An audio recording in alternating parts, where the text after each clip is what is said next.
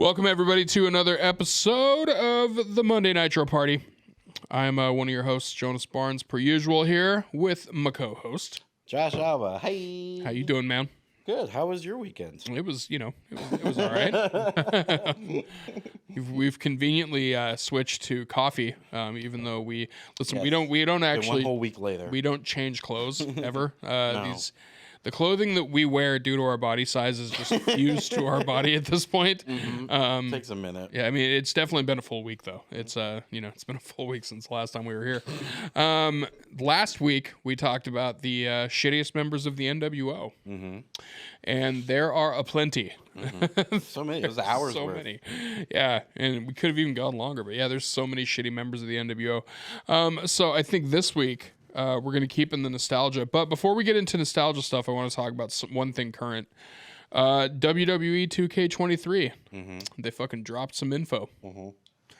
They got the cover star is invisible. It is I don't know who it is. I don't know. It's just a blank. Idea. It's just blank a cover. lot of paint art. That's all I see. I did see that, yeah. There's a lot of paint art. It was odd. It was weird. I don't know if it was vacant. Mm-hmm. I don't know if it was like they were vacating the cover. Maybe the fans get to choose which something one like that. They want. Yeah, so I know that the showcase is going to be with John Cena. Is but it? yeah, I don't know why they didn't put him on the cover, though. Yeah. That seems weird. Wild. Yeah. That joke is never gonna get old. No. With John Cena. So yeah, I don't know, man. I loved 2K22. Mm-hmm. I still love it. I still play it. Almost every fucking day. I'll jump into it and play it a little bit. I'm excited for 2K23. But I'm not the biggest fan of the additions that they dropped. Yeah, I have no idea. I literally saw 2K23 on the way here. Yeah, they already dropped Fake what cover. the editions are. So they have the regular edition, which is just like cross-platform digital edition, like usual. Okay. And that's just bare bones. And then they have the digital or the deluxe edition, which usually has like the showcase. Yeah, the showcase and the My Rise booster and stuff like that. Right. And it's got some DLC added to it, and then it has the Iconic edition, which Iconic? yeah. Says the Iconic Edition. Now, the whole idea behind this one, it seems like, is that they're doing the whole career span of John Cena from like the prototype all the way to the most recent. December of 2000. So like the prototype to the bald spot is kind of like what this is what it feels like. But here's the thing. So last year we had some really cool like deluxe editions where we had the Undertaker thing. It was like a pre-order bonus. Mm-hmm. We had one last year was pretty cool. Which one? Rey Mysterio. Yeah, the Rey Mysterio one. We've had the NWO one. Mm-hmm. So we've had these things in previous years that were like really cool, like enticing things. Yeah. This one is Bad Bunny. I like it. I know you do. I know you do. I fucking hate it. I hate that is the down. That's what's the Iconic edition. That's the bonus. Take my credit card info. The pre-order's already up, dude. You can already pre-order it. It's coming out on March 17th. Do you pre-order now? Yeah, you can pre-order it right now. It's coming out on March 17th. And when you do the Iconic edition, you also get a bunch of extra shit too. Here's the thing. The extra stuff, a lot of it is for my faction. Yeah. Which is fine, but also I don't give too much of a fuck about my faction. Like, it's fun, but like 50% of the bonus stuff is for my faction, which is like, that seems like too much given given the amount of people that play my faction and don't, Yeah. So that seems like it's too much. But you got Bad Bunny as he's the one that you get automatically unlocked, which don't get me wrong. Like, I think it's actually cool that he's in the game. That's awesome. That I think is dope. I actually wasn't even pissed off when Logan Paul and Machine Gun Kelly were in the game. I was annoyed with Machine Gun Kelly. I beat him up every time. Yeah, that's what I mean. Like that's why I wasn't annoyed, because every single person on the roster beats the shit out of him, which is great. But having Bad Bunny be the download or be like the bonus for pre-ordering the Iconic edition, that kind of is like, all right, fuck you. Like, have him be like, if it's fine if he's like, available day one or whatever, But having him be the actual thing that you get for pre-ordering it, that I'm not like. You have so many people that you can have like be that. Like you can do so many different legends. It doesn't have to be Bad Bunny. Yeah, that part's kind of shitty, but I am happy he's in the game. yeah, my friend works for the company. I was just messaging him, "Hey, can you get me that edition? Because he got me deluxe last year for like $20. Fuck yeah. See, look at that. You get the hookup. Say who? What I also think is funny is that Bad Bunny. I'm so out of the fucking loop when it comes to not white music apparently, because this is the reason I say that is because when Bad Bunny like was this big like thing in WWE when he came out and started doing he did the match with Damian Priest and everything, I was like, who the fuck is this guy? And then I saw that he had millions and millions and millions of downloads and followers. I was like, what, how, why, where? And then I listened to him and I'm like, that's why I don't listen to that music at all. He's like one of the biggest superstars in the world. What's crazy about Bad Bunny, and I'm saying this as a Hispanic, which is weird to do that. No, but what's cool about Bad Bunny that I like so much is his, like, a lot of reggaeton superstars, Right. their rap is... It's weird. It's weird when you translate it to English. When it makes no sense. Bad Bunny's lyrics translate perfectly into English, which is crazy. I feel like Take any song he makes and just translate it. It actually, like, the words are perfect, like the way it sounds. When you translate anyone else, it's just weird, you know. Sure. I mean, which is not their fault because they're doing Spanish lyrics. Right. But he's good. He's like that good. I've heard a lot of good stuff about his music, and I think I have like PTSD because of the neighborhoods that I've lived in, where I had to hear that music driving down the street, like all hours of the night. Where it's like I didn't even know that I was like getting the shakes from listening to Bad Bunny at 4 in, when people are just driving by my window, and I'm like, I don't even know what music that is. Like the Booker T song. Yeah, it's that. Fucking Pitbull is another one that always would happen when people were driving down the road, and this was because I lived in predominantly Hispanic, Cuban, Dominican neighborhoods. Blasting Pitbull. So many people. Many people. And it's usually people that are only blasting it to like have the bass in their car go crazy. Yeah. But that was the thing. I would live in those neighborhoods. When I lived in Union City, that shit would happen all the time. Union City, New Jersey. It's a heavily Spanish and heavily Dominican neighborhood, actually. And Bad Bunny, apparently, in hindsight, I didn't know this, but in hindsight, Bad Bunny was the thing that would give me insomnia most nights. It was people going down the fucking street doing it. Now that I've listened to it and taken the trauma away from that, I actually like his music. He's actually fucking awesome. And it made me go down a whole rabbit hole of music that I hadn't listened to before. Yeah. And so, like, I dig Bad Bunny. I think he's cool. And I'm happy that he's in the game. Yeah. I wish that they would have done... Just add him in the game without making you pay a little extra for it. Right. Like, or if he even came out later on. Now, there is some other cool stuff. You get, like, Leviathan Batista. You get Throwback Brock. You get Prototype Cena. You get Throwback Randy Orton. Seriously? Yeah. So, like, finding this out right now. Seriously, yeah. This is all stuff that's that you get with the Iconic Edition. Oh, hell yeah. So these are all day one downloads. So all that stuff's really fucking cool. So you do get all that stuff from the Cena, initial Cena era from when he was in FTW and stuff. Whoa. Which is cool. FCW, not FTW. FCW. So when he was in that and he was in Ohio Valley Wrestling and stuff like that. So like you're getting these old school throwbacks, which is really cool. So I'm happy they're doing that. I think if you're going to do a Cena... Like, if you're going to have Cena be the face of the new game, like, the fact that they're doing the full spectrum of his career is pretty cool. Like, I'm down to get Thugonomics Cena. Yeah. You know, I'm down to look it up on Amazon just now. Yeah, Prototype and shit.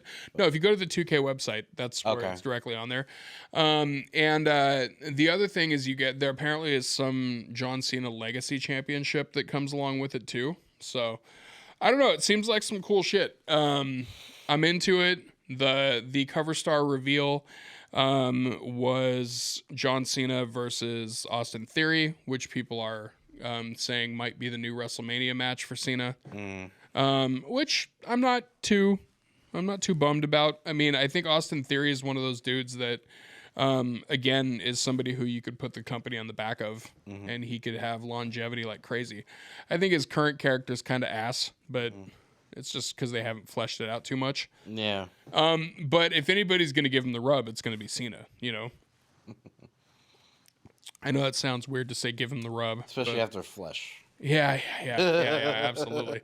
But yeah, so that's kind of leads into what we're going to talk about today, because another person who could be coming to WrestleMania this year, Yes. based off of just some videos of him getting into ring shape. It is not The Rock. Not The Rock. That's not who we're talking about. Oh, right. No. That's that actually is kind of a bummer that The Rock might not be at WrestleMania. So we don't know. Maybe. We'll see. That might still be a surprise. Fuck it. But this one is Stone Cold Steve Austin. Mm-hmm. He's looking jacked. It's crazy. Like the fact that I don't even know how old he is right now. I'm not gonna look it up, but like he's jacked, dude. I love his videos on Instagram so much. Stone Cold Steve Austin is one of those dudes that has had the type of career that I've loved everything that he's done. Like as Stone Cold Steve Austin, and also Everything. as Stone Cold Steve Austin. Yes. I've been a fan of everything that he has done with what he has given. Okay. I'll say that. Like, there's some things that he's done that he was given kind of a shit sandwich. And he was like, all right, I made it work for the best I can. But like, I've still been happy with what he did, even if what he was given was shit. Like, because he has just always been very good. You know, he's just been very good in general. Like he's kind of one of those talents that comes around once in a lifetime in professional wrestling, because he knows how to do things even if they give him something terrible. He's like, all right, well, I can work with this, you know. And then he usually bounces out pretty early if it's really bad. Like, you know, he doesn't overstay its welcome.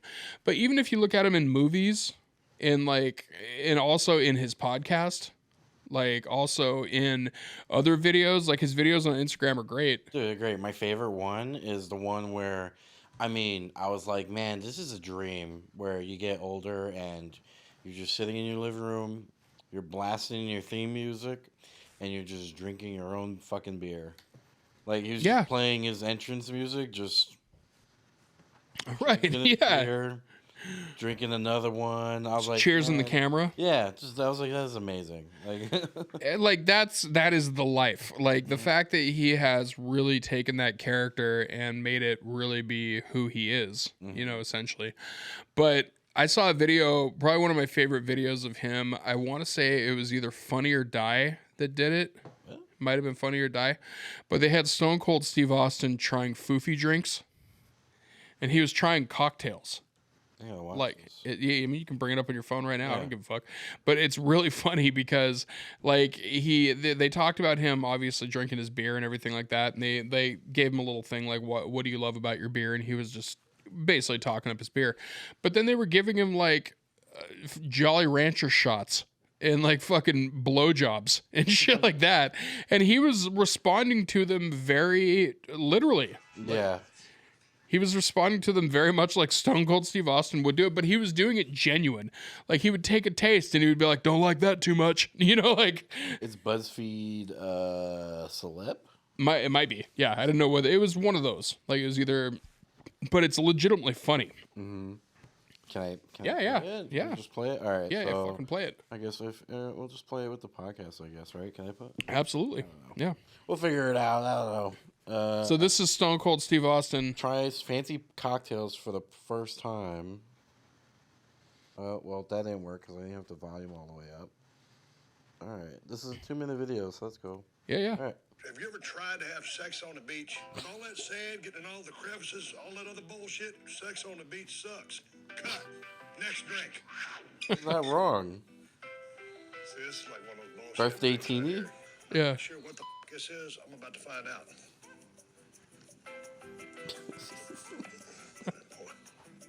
The vodka and Kahlua? I have no idea. It tastes like sugary dog shit.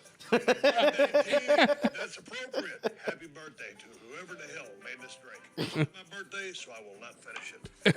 Please bring me my next beverage. Is this I just love the little drink in his hand. It's not Yeah, a big yeah. drink. I'm quite enjoying it, and I'm going to finish it off. I'm going to give it a thumbs up. I love alcohol. Have a good taste. That's got to be a green apple teeny. Yeah, I bet you had a lot of those. So an apple teeny a day probably would keep the doctor away, and that's taken from an alcoholic standpoint of view.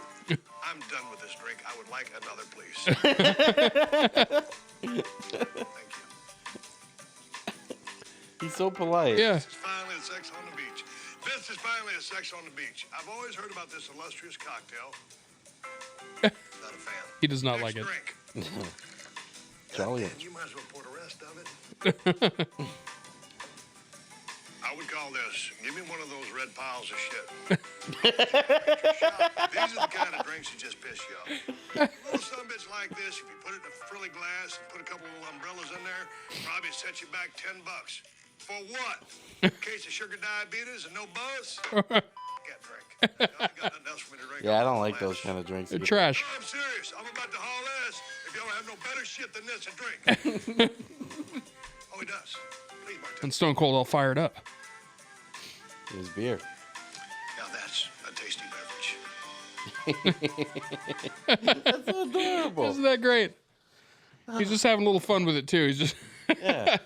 fucking Stone Cold Steve Austin. And I never thought in this lifetime I would see Stone Cold Steve Austin downing a Jolly Rancher My shot. favorite video was him and the Undertaker drinking wine.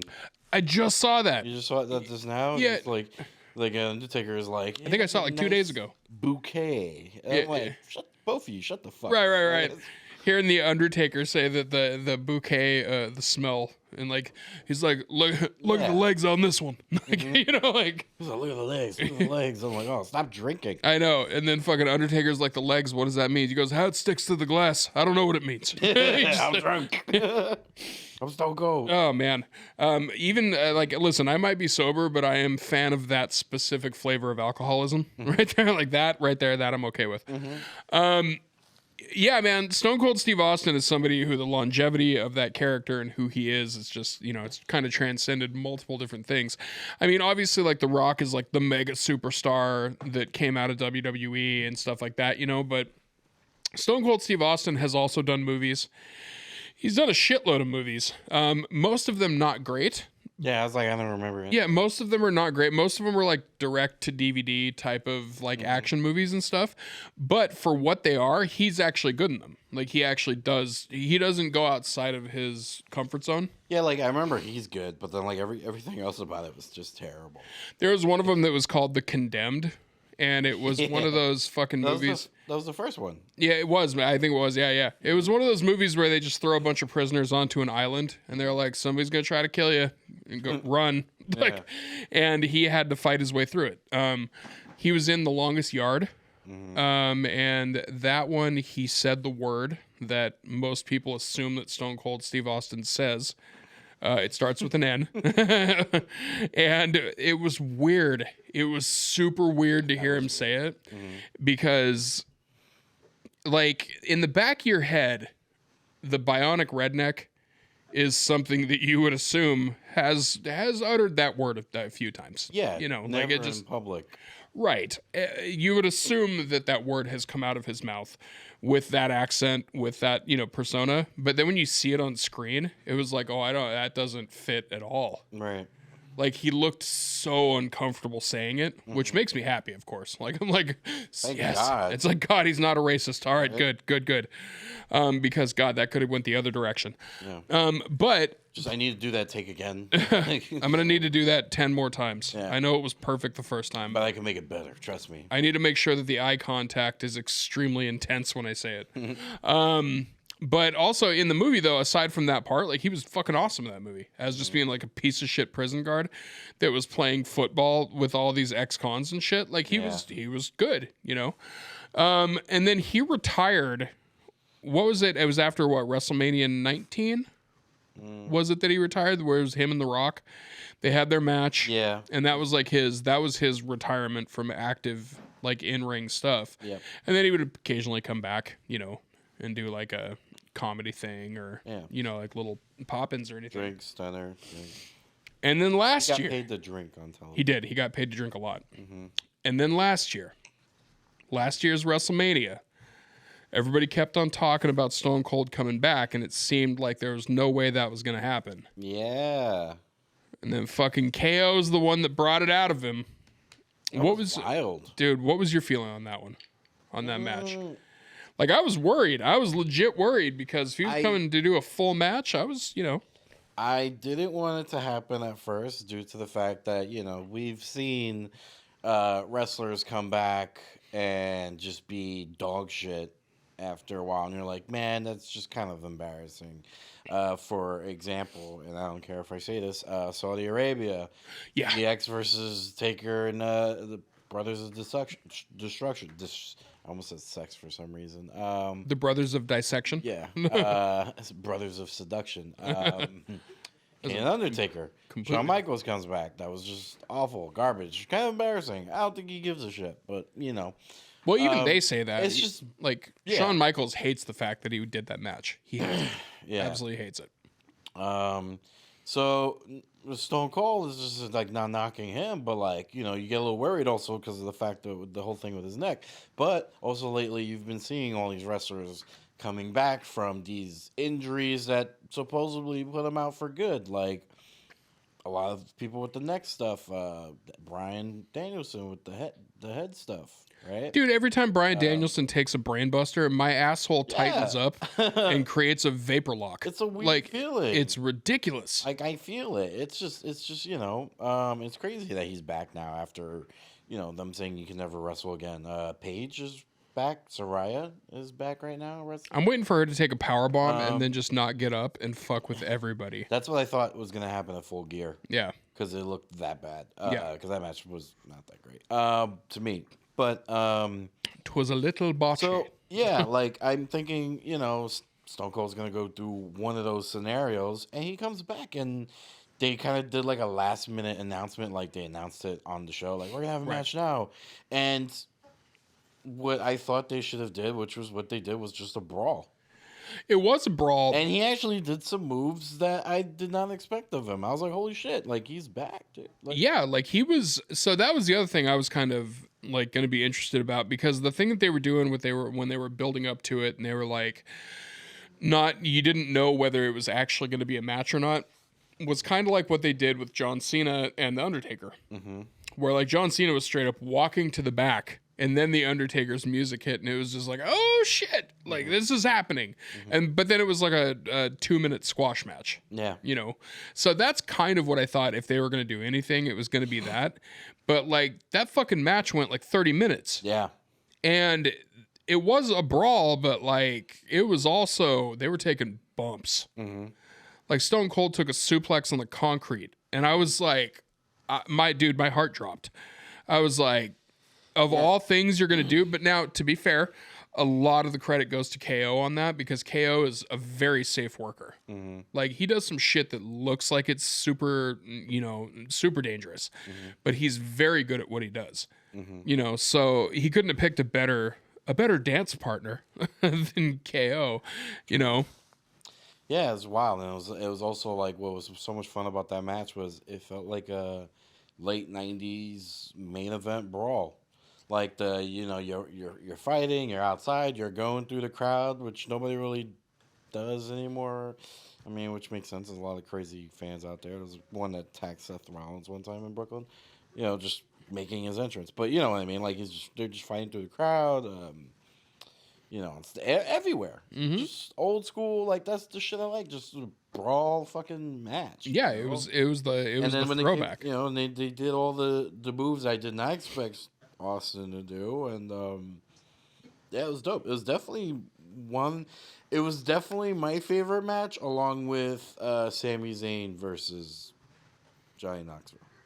Yeah, the fact that was as good of a match as it was, that blew my mind. Yeah. I was how the fuck did that happen for me from last year? Yeah. But yeah, Austin, holy shit. Dude, so to me, I would look at that and I would be okay, that's the swan song. Because I know with him, when he had that match with The Rock and he left it all out there, and he said that he was happy with that match, but also he felt it wasn't the match that he wanted it to be because he was limited, because there's certain things he just couldn't do, and because it was not as good of a match as their previous ones. You know, so I felt like this was like really giving fans that fan service, you know, of like really going out on a high note and doing all the Stone Cold shit. You know, like doing the beer bath, doing the atrociously bad stunner on Vince. That was the funniest shit. Dude, that was so funny. And also what was so funny about that is he did the stunner and then Vince botched the shit out of it. And then Stone Cold looked at him and laughed and just went, "Oh, fuck it." And then he like said that, "Oh, fuck it," into the camera and then just went up on the thing and did his beer stuff. But it was hilarious because he just laughed in his face like, you can't fucking bump at all anymore.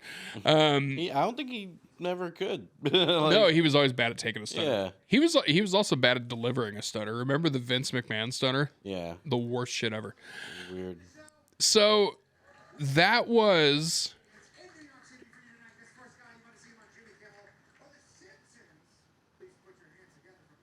What is that? Brian, is that your phone? No. Is it loud? It's your phone.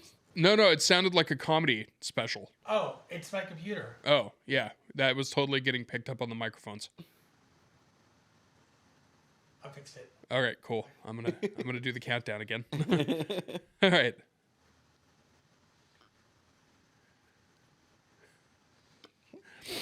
All right, so now we have Stone Cold. We have Stone Cold giving us teasers. He's putting the videos up where he's in ring shape. He hasn't said that he's going to come back, and nobody's challenged him yet. Nope. But there is no doubt in my mind that the shape that he is in WrestleMania shape. Like, he's looking more ripped than he did last year. Yeah, you're not getting in that kind of shape for acting. No, fuck no. This is not like Stone Cold loves beer. Like, he could be spending his time drinking Steve Weisers, and instead he's posting gym videos that are putting current stars to shame. You're trying to be ready.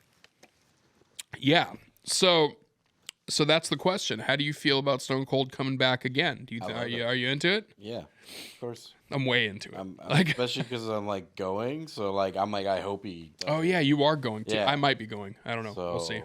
Dude, you get your ticket now because it's expensive. No, I'll get. I got my nosebleeds were basically $400 for 2 nights. If I go, I'm just gonna get tickets day of, like I do with everything. Like if I'm gonna do it, I'm just gonna do that. Fuck it. This is like sold out. Right. Yeah. But So if I do that, I'll just do that day of. And if I don't get to go, then I can still at least see my friends, you know, while they're there and stuff. So, but I'm way into it. I like this new Stone Cold resurgence. Yeah. Because if he did that match last year and he felt good afterwards after taking the bumps that he took, and we get like a little late career, you know, kind of like what The Undertaker was doing at the end of the career, you know, like do those 1 or 2 matches every year that are just high profile, fun, good matches. And don't go against Goldberg. For God's sakes, don't go against Goldberg. For the love of God. He'll drop you on your fucking head, but don't do it. But have those good high profile matches and just have fun with it and kind of do it the way you want to do it. If that's what Stone Cold's going to do, I'm fucking way into it, man. The question is now, who do you think is... Who does he face? Yeah. Which also kind of depends on, like, there's a lot of things that could go around this. Like, the Kevin Owens storyline made sense. He was a SmackDown superstar last year, right? Right. So, I mean, I think he's definitely going to be involved with somebody from Raw. I think so, too. I just don't know who. The only person I could think of... This is a long stretch. Seth Rollins. He's literally the only one I could think of that would make sense. Yeah. Because I don't see any other direction for Seth to go with WrestleMania coming up. Because unless the only way... No, I don't see any other direction for Seth because, like, Austin Theory is going to go against Cena. That's most likely going to be the thing. And then, depending on what you do with the U.S. title... I don't think you're going to put it on Seth again. I wouldn't be surprised if it was against, if it was on Bobby Lashley. That would make sense. The rumor that I have heard, which would be an interesting direction to go, is Brock Lesnar versus Stone Cold. That would be insane. That would be insane because they never really had a proper match. The only time they almost did was during King of the Ring, and Stone Cold bounced out of it. Now, that's a built-in storyline. Yeah. That's a built-in storyline of being like, all the way back, you were scared of me, you know? And also, Brock is another one of those ones. He shows up, puts out a fucking banger of a match, and then he fucks off to the mountains or wherever it is that he lives. I don't know. Like he Just fucking murders. I assume he's actually Russian in his part time. He just goes and fights bears. I think that's what he does. Just hangs them in the fridge. He literally harvests meat, fucks Sable, and fights bears. That's what he does. That's his whole life. So if it's Brock versus Stone Cold as like a, you know, like that would also be fun, you know. But Insane. yeah, that would I'd actually be very my asshole would be very tight. so tightened up. tight, It would be yeah. it would be whistling the whole time. Like there, insane. yeah. Ugh. Especially if Brock if Brock went full Lesnar and did like the elbows like he did to fucking Randy Orton. Yeah, or like the top jump over the top rope. Oh yeah. Knee to the top rope. Yeah, move. dude. Brock is another one of those ones, man. Even though he's in the twilight of his career, Jesus Christ, he can still put on a good match. And you don't know what he's gonna do. Yeah. So I think him versus Stone Cold would actually be pretty amazing. I think that would be kind of a cool like career wrap up thing too, because that was kind of like Stone Cold versus Brock Lesnar is kind of like the one thing that never happened that should have happened, which is why it was such a big deal when it was Brock versus Goldberg at WrestleMania with Stone Cold as the special referee. And then that match turned out to be like a just cold turd on a paper plate. Like, it was such a fucking bad match. But that's also why it was so fun that Austin just stunned both of them. Yeah. It was just like, I didn't. It was funny. I didn't understand back then what was happening either. I remember watching. I was like, "What's taking so long?" why is the audience so mad? Yeah. Oh, everybody they're was both leaving? just chanting, and I was like, then they brought up on commentary. I was like, "Oh fuck, he's leaving."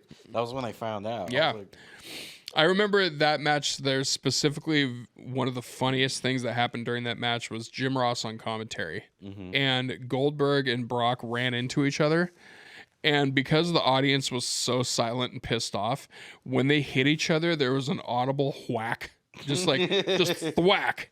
And Jim Ross just goes whack. Yeah. He said it into the microphone, and I think it was Michael Cole or whoever it was that was with him just laughed at it, just like like very Beavis and Butthead like, because they were just like, this is a shit show. We're just gonna go with it. yeah.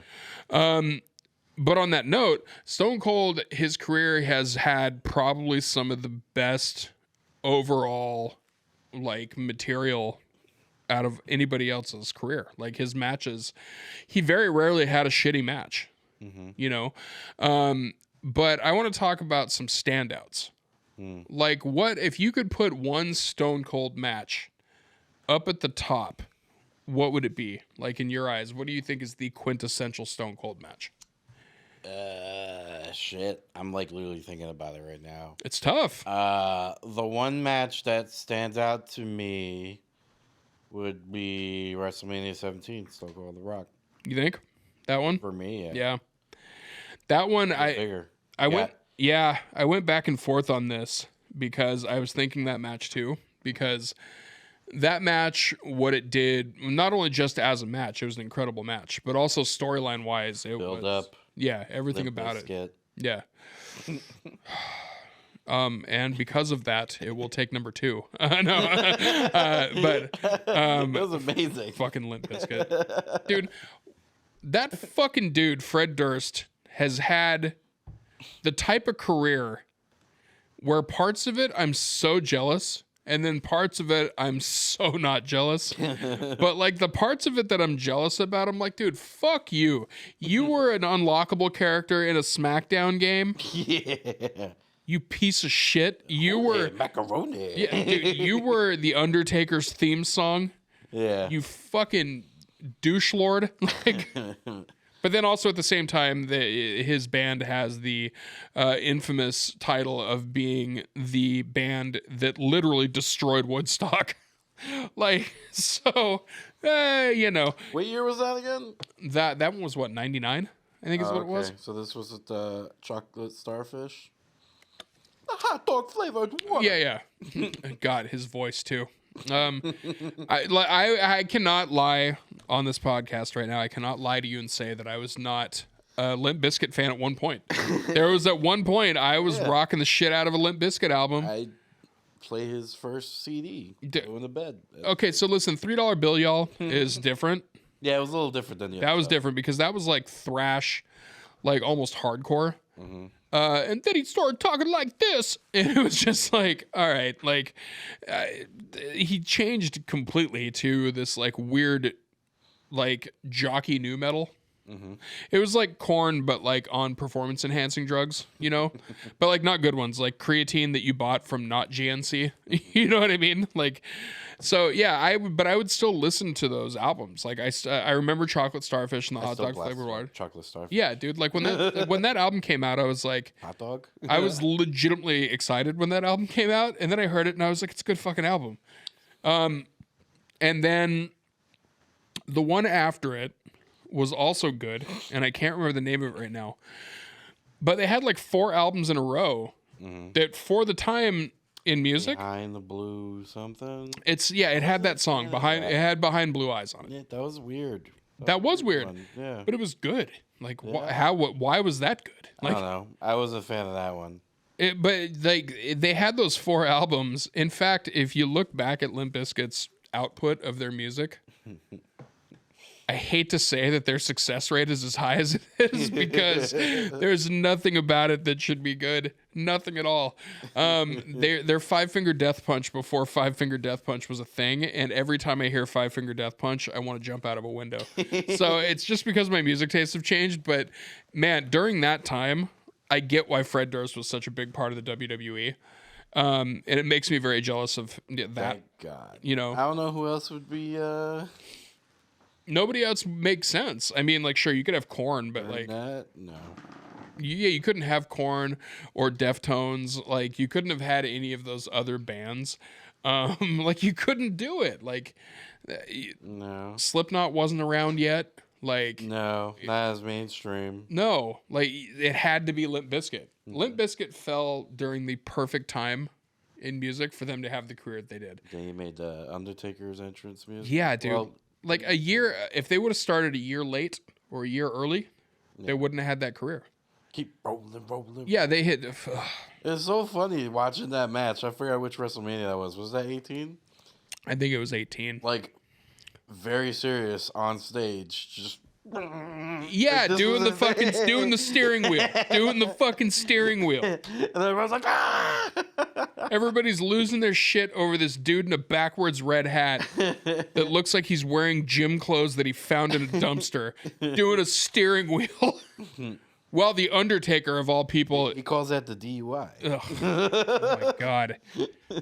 And I do remember when he came out on the SmackDown game too, because I was so happy to beat the living shit out of him with everybody. Yeah, he came out, jumped on a random car that popped out of nowhere. Yeah. And did the steering. Yeah, wheel. yeah. That was his entrance. That was his whole entrance. And that was one of the SmackDown games. I think it was Here Comes the Pain. If it was not Here Comes the Pain, it was the one right before it. Second one. Was it the second Know one? Your role. Yeah. Was it Know Your Role? I thought it was just Bring It. It might have been. No, because it was the PlayStation one. Oh, fuck, you're right. Yeah. No, you're right, it was. Yeah, so fucking going back to this went from Stone Cold to Fred Durst. just fuck Fred Durst. Oh, he wasn't Just Bring It. Was it just? I thought it was Just Bring It. Yeah. The one that I was thinking. Yeah, it was. So going back to WrestleMania 17, you know, you got The Rock versus Stone Cold. You got this iconic match. You got this kind of like this iconic change in storyline too. You know, you got the turn. You got the big turn. But that also led to... So 17 was the one that led to the unholy alliance between Austin and McMahon. Which is the turn that Stone Cold made to heel. Yeah. That's the only thing about that match that fucks me a little bit. I liked it until like the Austin Triple H thing. Oh, the 2-man power trip? Yeah, I don't know. That was weird. Yeah, that was weird. It was cool seeing him like beat the shit out of Jim Ross. There were some parts of Austin Like, heel that was SmackDown, crazy. I Yeah. remember that was wild. Yeah. Yeah, 'Cause like, it- why? Like, it was so sad. It's because you know that him and Jim Ross were actual friends. You know, like they were homies. They like went to each other's families' houses for holidays and shit. Ate each other's meats. Yeah, they did. They ate each other's meats in a very cuisine way, like Yes. very culinary way, not sexual in any way. No, nothing about sex. that we know about. They could have given each other a slobber knocker. I have no idea. But Hey. but the thing with yeah. the thing with Stone Cold's heel work is that, again, this is where I go back to. He did very well with what he was given. Like that heel turn at the end of that match, fucking nobody saw that coming. You know, and the way that it was presented on WrestleMania, like on that as a main event where he just beat the ever-loving fuck out of The Rock with that steel chair, you could see the whole audience just their jaws dropped. And it was like children crying. Like it was full blown. Shocking. Yeah. It was full blown, just like, oh my God, what is happening? But then, yeah, whatever it is that happened with him being a heel, like no matter how nasty he got, everybody held on to that hope that he was going to come back and be the tweener that he always was. Yeah. And they just wouldn't buy it. They wouldn't buy him being a heel. Yeah, I didn't. It was more like, for me, it was more like at the time, like it wasn't like it was believable. Like it was believable at first, but then it was more like, all right, I'm not interested in this Austin anymore. Yeah, it lost its shine Some real quick. weird reason. Like I don't think he liked being a heel either. No, he was never naturally a heel. He was always naturally kind of like that heelish face dude that I mean, like it was cool like in 97, 96, around that time when he was a heel, you know. Sure. Kind of a heel, but then slowly around that time people started liking him. Right. And also, like, back in the day, like, before he was Stone Cold Steve Austin, when he was still Stunning Steve, like, he was very much a heel most of the time. Like, he was a very good heel at those times. But, like, also his very first, like, the birth of Stone Cold Steve Austin, that promo at King of the Ring, like, that was beautiful heel work, you know? And, I mean, it was ugly. It was, like, nasty heel work, but it was beautifully done. Yeah. And it was like the thing that made you go like, oh shit, like this is the new guy. You know what I mean? But then I think when after they did the whole McMahon Austin like pair up thing, I think it got too strong. Like it was too much power at the top. And Yeah. it made it feel like there was no give and take, you know? Like it was just Austin and McMahon being like horrible. And then you had Triple H coming into it too. And then they got everything they wanted, and that was the end of it. It's just like, okay, we're done. Like we got nothing else now. Yeah, that was it. My quintessential Austin match for what it did with storyline and also the match itself is the I Quit match. It's him and Brett in the I Quit match. Because that match to me created Stone Cold Steve Austin. And I don't mean like, when I say created Stone Cold Steve Austin, I mean that's the one that created the badass. Like that promo, obviously at King of the Ring, like that was the birth of Stone Cold Steve Austin. Like the 316, the like just the nasty ass heel work and like all that stuff. But that I Quit match was the one that I think made people see like this is the guy, you know. And also the match itself, extremely brutal. The ending to it is iconic. Like that facial shot of the blood coming down his face and like dripping into his mouth while he's screaming. Yeah, it's wild that wrestlers want to recreate that, and it's like some try, but You it's can't. not the You can't same. do it. You can't. It's its own. That's a snapshot in time in wrestling. And that shot is used, it's going to be used forever. It's cool that other people want to recreate it, but you can't. I don't know, like Ricochet wanted to. I read something about that. I could have been. I could be. I like Ricochet. I like Ricochet for a lot of different reasons. But I like that he doesn't give a fuck anymore. Yeah. Like he was one of the biggest indie stars in the world, and they just threw him to the wolves in WWE. Yeah. And now he's just like, well, fuck you. I'm gonna do whatever I want now. Yeah. Like, so he has fun with it now. But also, yeah, the rivalry between Austin and the Hart family is just fucking, dude. It's iconic. It goes. There's so many branches of that went crazy. With him and Pillman, you know, just the gun. yeah, like that happened because of that stuff. It was funny because there's an interview with Vince talking about how far they want to go, and he was like, "I don't know. We just find out every week." And then I think that was a line they crossed, whether he had to apologize after for it. Listen, real sorry like, about that, "All guys. He was like, "Yeah." I was like, "All right." He's like literally the week before, he was like, "I don't know. We'll find out. We find out what line we can cross and which one we can." And Pillman holding a gun in front of the camera. Yeah, and then it cuts to black and you hear a gunshot. And it's like, what the fuck happened? That's also like when we talked about on the Attitude Era episode, like they did a lot of weird shit in the Attitude Era, like that was just over the top, like, you know, Mae Young giving birth to a hand and like gross shit. And they also had That hand was in last year's WrestleMania.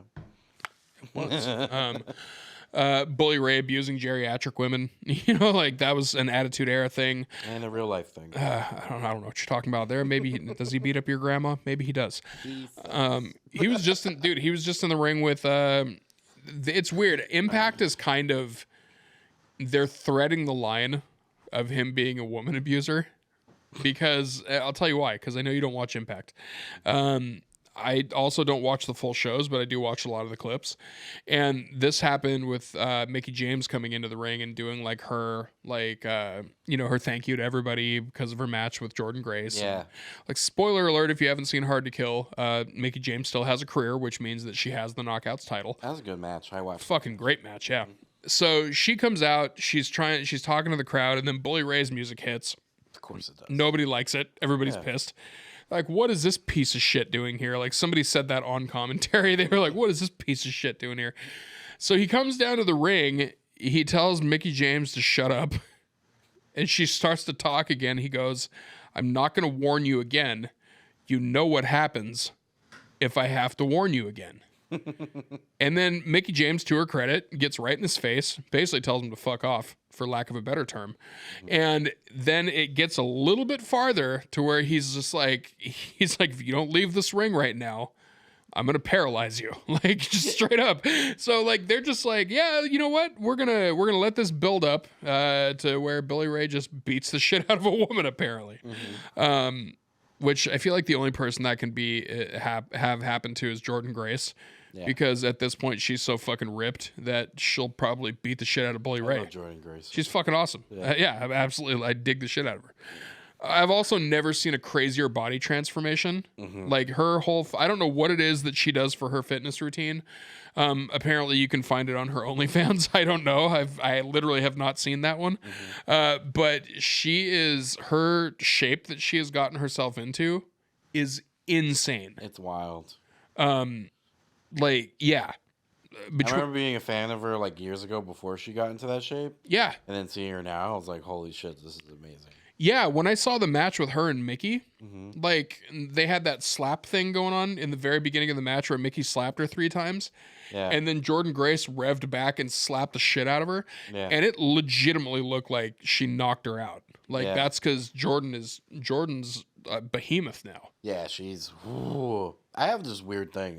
This might be TMI, but I don't have fetishes or anything, but... However... There's something about jacked women that just... Oh, man. I think that's the same... I'd let them beat the shit out of me. Right, and I think that's what most people... That's also the thing that happened and that's a fetish, I guess. I don't know. That's totally a fetish. But that's also the thing that happened with Rhea Ripley. Everybody started getting real thirsty on Rhea, which myself included. I would sell my family into slavery to just get a chance with Rhea. But she she went I'd on. wave them bye-bye. Yeah, bye. You're sex trafficked now. Like, I don't care. I'm gonna go on a date with her. But she went on to, I think it was Twitter or something like that. But she was reading thirsty tweets. And like, it wasn't one of those ones that was set up by like Vanity Fair or whatever. Like, it was somebody interviewing her in the back, and they were like, "Have you seen some of the thirsty tweets that people are posting about you?" And in all of her just glorious Aussie glory, she was like, "No, I haven't." And then she starts reading them, and she just starts cackling. She's just laughing about them. She was like, "Keep sending them." She was like, "Keep doing it." Yeah. And she was people that were like, "Can you step on my face? I want you to fuck me up. Like, I want you to beat me half to death." And she's like, "I'll do it. I'll do it right now." Yeah.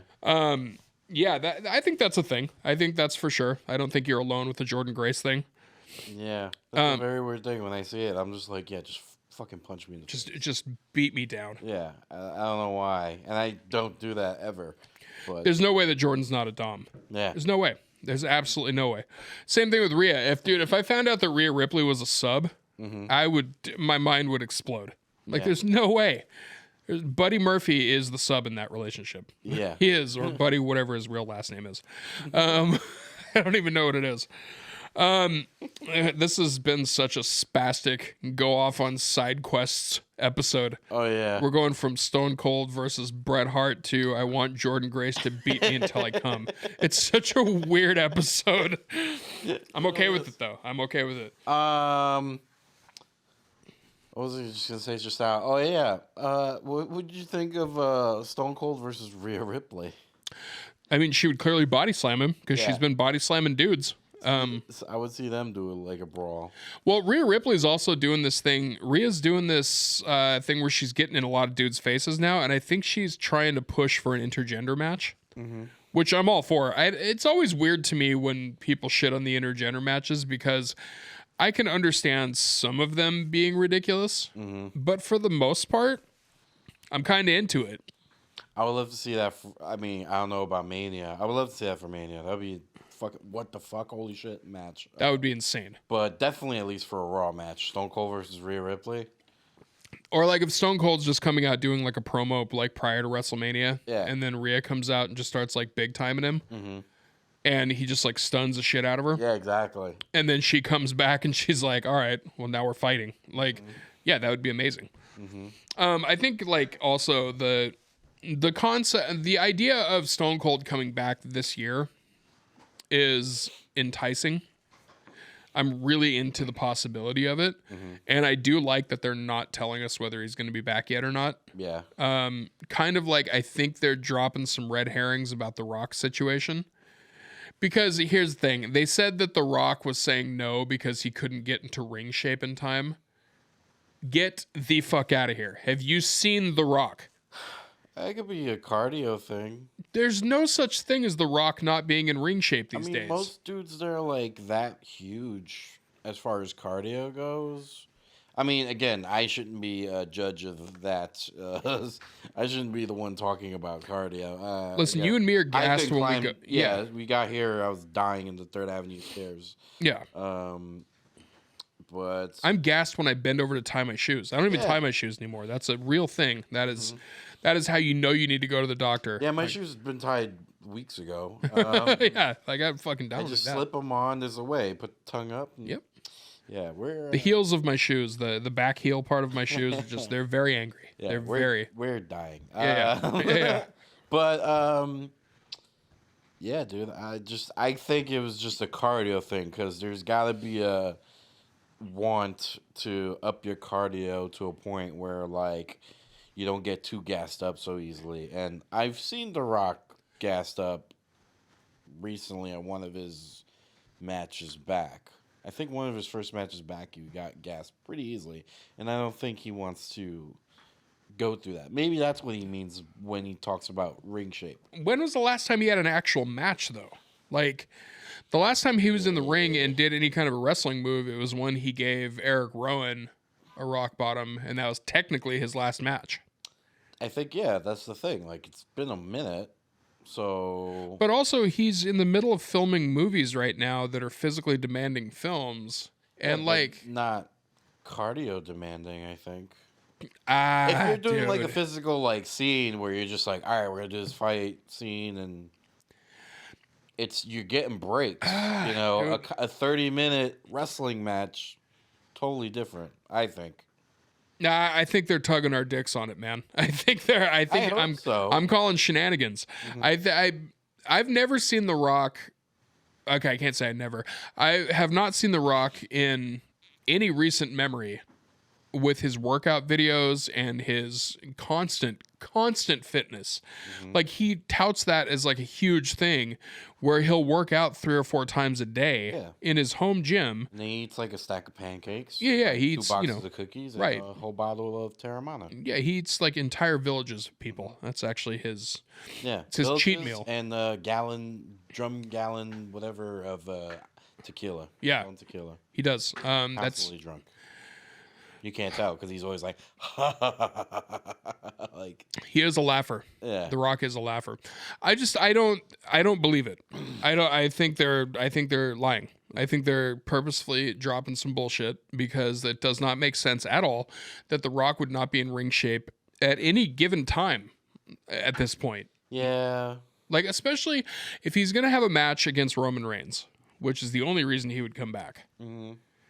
They're not going to have like a 45-minute match. They're not going to have probably even a 30-minute match. I would say they would probably have a 20 to 25-minute match at most. Okay. Honestly, I don't see this being like an Iron Man match type of thing. Yeah. Nothing like that. I also could just really want The Rock to come back to go against Roman. That could be it too. I could just really be wanting that.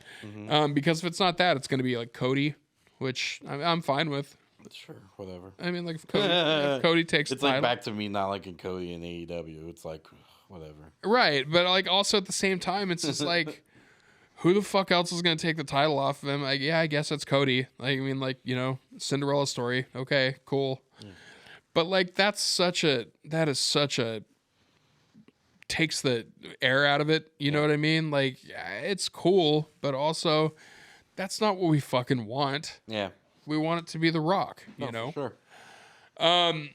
But I think, you know, to wrap this whole thing up, I really think that Stone Cold coming back this year, I think is a good idea if he does it. I think it's a good idea. I want to see it. Yeah. I could see it happening. He's in great fucking shape, and I'm never tired of Stone Cold. Who do you think his match is going to be with? I still don't know. If you have to pick one person right now. If I have to pick one person right now, it's Seth Rollins. Yeah. That's the only thing that logically makes sense if Austin Theory is going to go against John Cena, because they could have planted the seed with Austin Theory last year because Theory came into the ring and got a glorious stunner. Like he sold that stunner just as good as Scott Hall did. Like that was a fucking great stunner sell. So they could have planted that seed, but it's going to be John Cena versus Austin Theory. And so who the fuck else? It's got to be Seth Rollins. There's no way. Seth or Brock? This is a Hail Mary, Sami Zayn. Dude, if it's Sami Zayn, that would be amazing. But that storyline would be weird, but it would be amazing. That's just if it's not him. I want Sami Zayn to turn on Roman and the Bloodline so badly. And I want him out of fucking nowhere to just hit a haluva kick out of fucking nowhere and have the whole audience just jaws to the floor. Fantasy booking right now. Roman loses the belt to Cody at Mania. Next Monday night on Raw, Sammy and the Bloodline beats the shit out of Roman. And Sammy takes over the Bloodline. That would be The Bloodline insanity. gets cooler. That would be insanity. That would be nuts. And dude, wild. that would be so divisive. But like I think they're having a trial thing right now, and then they do something similar with that with Roman.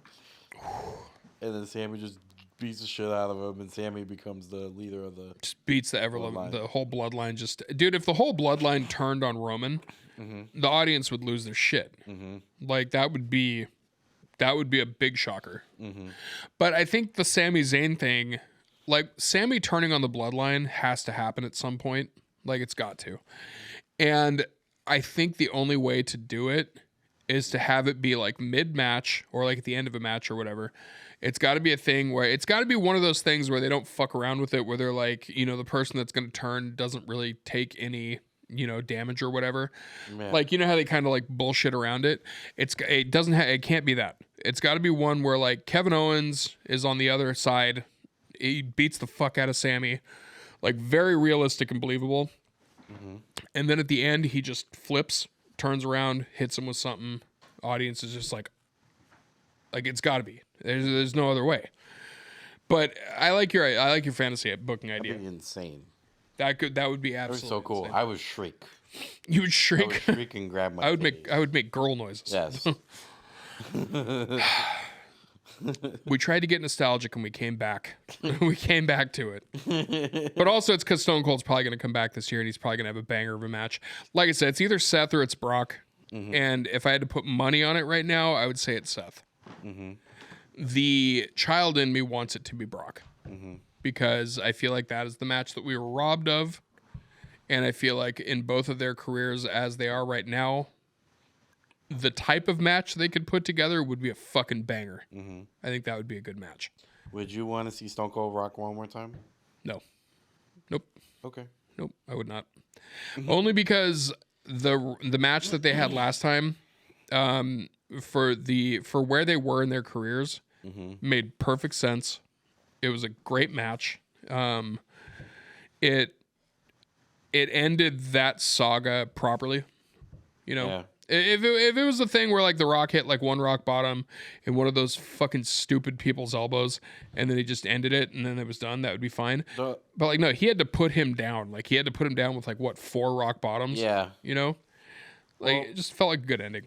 What if, say, Stone Cold makes this thing where he comes back every year, and then The Rock cuts him off one day and goes, whoa, whoa, whoa, whoa, what do you think you're doing? The Rock comes back every once a year. You're trying to take my spot again? How about this one more time? Me and you. Boom. That makes sense. That actually could work. I mean, especially if Stone Cold Hire makes me. yeah. If Stone Cold makes it a continuous thing, like makes it a thing Yeah. that he comes back every year, like for that one match, Yeah, I could 'cause he's see coming that. back, Yeah. and then that's long-term booking. That is long-term booking, but also, you know, I mean, that's not something that they shy away from. I could see that potentially happening. They've done a lot of long-term booking with Brock Lesnar, and I feel like they could do the same thing with Stone Cold if he felt like he was, you know, wanting to come back every year.